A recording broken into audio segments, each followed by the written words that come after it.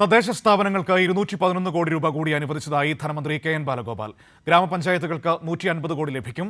ഈ സാമ്പത്തിക വർഷം തദ്ദേശ സ്ഥാപനങ്ങൾക്ക് നൽകിയത് 10,011 കോടി രൂപയെന്നും ധനമന്ത്രി അറിയിച്ചു. വിവരങ്ങളുമായി ഷീജ തിരുവനന്തപുരത്ത് നിന്ന് ചേരുകയാണ്. ഷീജ, വലിയ സാമ്പത്തിക പ്രതിസന്ധി സർക്കാരിന് മുൻപിലുണ്ടെങ്കിലും പക്ഷേ ഈ പദ്ധതി വിഹിതത്തിലോ വികസന പ്രവർത്തനങ്ങളിലോ അതൊന്നും ബാധിക്കുന്നില്ല എന്ന് വ്യക്തമാവുകയാണ്. ഇപ്പോൾ ഇതാ തദ്ദേശ സ്ഥാപനങ്ങൾക്ക് നൽകാനുള്ള വിഹിതമായി 150 കോടി രൂപ കൂടി 211 കോടി രൂപ കൂടി അനുവദിച്ചിരിക്കുകയാണ്.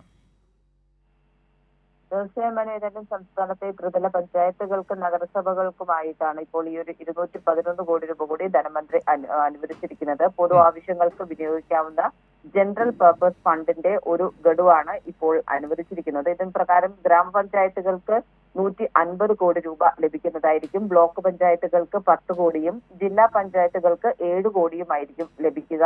മുനിസിപ്പാലിറ്റികൾക്ക് 26 കോടി, കോർപ്പറേഷനുകൾക്ക് 18 കോടിയും അനുവദിച്ചിട്ടുണ്ട്. ഏതായാലും കേന്ദ്ര സർക്കാർ നയങ്ങൾ കാരണം സാമ്പത്തിക ഞെരുക്കത്തിനിടയിൽ തദ്ദേശ സ്ഥാപനങ്ങൾക്കായിട്ടുള്ള ഈ ഒരു നീക്കിവെച്ചിട്ടുള്ള തുക അത് പൂർണ്ണമായും ലഭ്യമാക്കുക എന്ന സർക്കാരിന് പ്രതിജ്ഞാബദ്ധമായിട്ടുള്ള സർക്കാരിന്റെ നിലപാടാണ്. അതിന്റെ അടിസ്ഥാനത്തിൽ തന്നെയാണ് ഇപ്പോൾ ഈ തുക അനുവദിച്ചിരിക്കുന്നത്. ഏതായാലും ഈ സാമ്പത്തിക വർഷം ഇതിനകം 10,011 കോടി രൂപയാണ് തദ്ദേശ സ്വയംഭരണ സ്ഥാപനങ്ങൾക്ക് വേണ്ടി ധനവകുപ്പ് അനുവദിച്ചിട്ടുള്ളത്. ഇവിടെ ശ്രദ്ധിക്കേണ്ട ഒരു കാര്യമുണ്ട് ഷീജ. പലപ്പോഴും പ്രതിപക്ഷം തദ്ദേശ സ്ഥാപനങ്ങൾക്ക് പണം അനുവദിക്കുന്നില്ല, തദ്ദേശ സ്ഥാപനങ്ങളെ ഞെരുക്കുകയാണ് എന്നൊക്കെ പറഞ്ഞുകൊണ്ട് വലിയ ആക്ഷേപങ്ങൾ ഉന്നയിക്കുന്നത് നമ്മൾ കാണാറുണ്ട്. അവിടെയാണ് ഈ സാമ്പത്തിക വർഷം മാത്രം 10,011 കോടി രൂപ ആകെ തദ്ദേശ സ്ഥാപനങ്ങൾക്കായി അനുവദിച്ചതിൻ്റെ കണക്ക് നമ്മുടെ മുൻപിലുള്ളത്. അപ്പോൾ തെറ്റായ ആരോപണങ്ങളെയും വസ്തുതാവിരുദ്ധമായ ആക്ഷേപങ്ങളെ കൂടി തുറന്നു കാണിക്കുകയാണ് ഈ കണക്കുകൾ.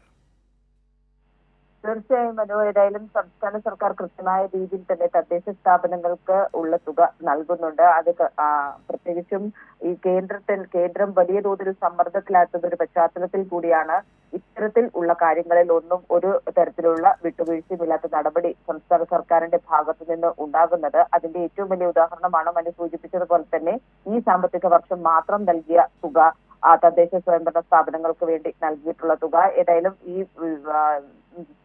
തദ്ദേശ സ്ഥാപനങ്ങൾക്ക് നൽകാനുള്ള തുകയുമായി ബന്ധപ്പെട്ടുള്ള കാര്യത്തിൽ ഒരു വിട്ടുവീഴ്ചയുമില്ലാതെ കൃത്യമായ രീതിയിൽ തന്നെ ജനറൽ പർപ്പസ് ഫണ്ട് അത് അനുവദിച്ച് മുന്നോട്ട് പോകും എന്നുള്ള കാര്യം തന്നെയാണ് ധനവകുപ്പ് വ്യക്തമാക്കുന്നത്. ഷീജ തിരുവനന്തപുരത്ത് നിന്ന് വിവരങ്ങൾ നൽകിയത്. തദ്ദേശ സ്ഥാപനങ്ങൾക്ക് 211 കോടി രൂപ കൂടി അനുവദിച്ച് സംസ്ഥാന സർക്കാർ. വിവരങ്ങളാണ് ഷീജ നൽകിയത്.